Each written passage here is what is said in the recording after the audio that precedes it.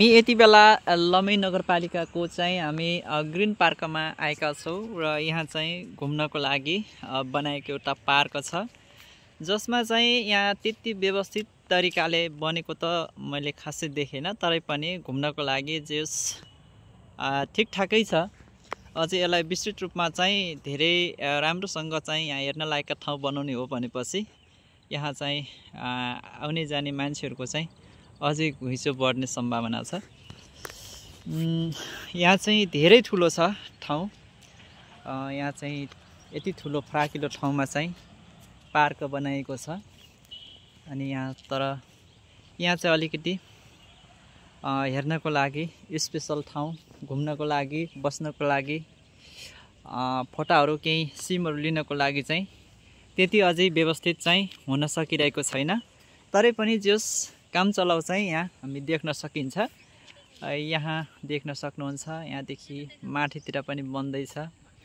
यहाँ चाहिँ I love green park लमै भनेर चाहिँ एउटा लभ आकारको चिन्ह बनाएको छ। यस्तै यस्तै धेरै ठाउँमा चाहिँ अरू नयाँ नयाँ चिज बनायो भनेपछि अझै व्यवस्थित हुन्छ जस्तो लाग्छ।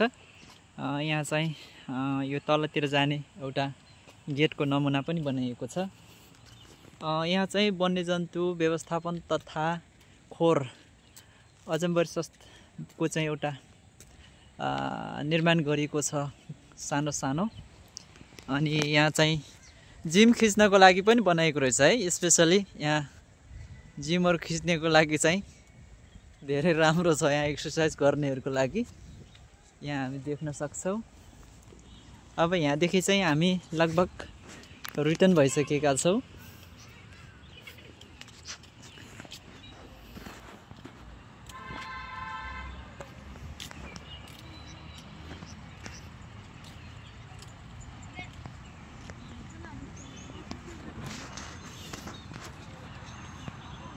अनि यहाँ चाहिँ एकदमै राम्रो गाई देख्न सकिन्छ बच्चा सहित। यहाँ चाहिँ धेरै राम्रो कलाकृत हामी वस्तु देख्न सक्छौँ। यहाँ जति पनि हामी चाहिँ यो ग्रिन पार्कमा छौँ, यहाँ यो ठाउँहरूलाई चाहिँ तपाईहरुलाई देखाउने जमर्का गरिरहेको छु।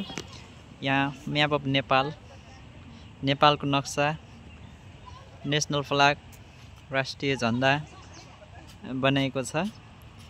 अनि यस्तै खालको चाहिँ अरू पनि यहाँ अझै थप भयो भने अझै राम्रो व्यवस्थित देखिनेछ। यो हुनसक्छ आगामी दिनमा यसमा चाहिँ सरकारको नजर पर्यो भने अझै राम्रो बन्न सक्छ यो पार्क।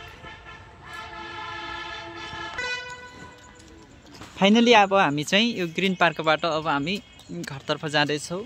अब हामी यहाँदेखि तपाईहरुलाई फेरि अगाडिको दृश्य चाहिँ म देखाउने जमर्का गर्नेछु। यहाँ चाहिँ निकै नै रमणीय ठाउँ छ।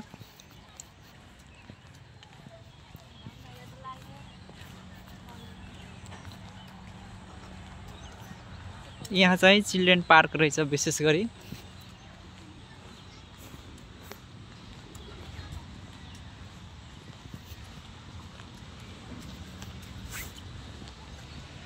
यहाँदेखि हामी चाहिँ घरतर्फ फर्किँदैछौँ। यहाँ ग्रिन पार्क अन्तर्गत यहाँ चाहिँ यो खालको पनि देख्न सकिन्छ। जस यहाँ चाहिँ सबैभन्दा धेरै चाहिँ धुपी सल्लाहको बुटाहरू चाहिँ यहाँ रहेछ। मेरो श्रीमती चाहिँ यहाँ फोटो खिच्नको लागि तयारी अवस्थामा हुनुहुन्छ। यहाँ चाहिँ सिम धेरै राम्रो आउँदो रहेछ है, फोटा पनि धेरै राम्रो देखेँ मैले। यहाँ चाहिँ जस मन पर्यो मलाई यो सिम।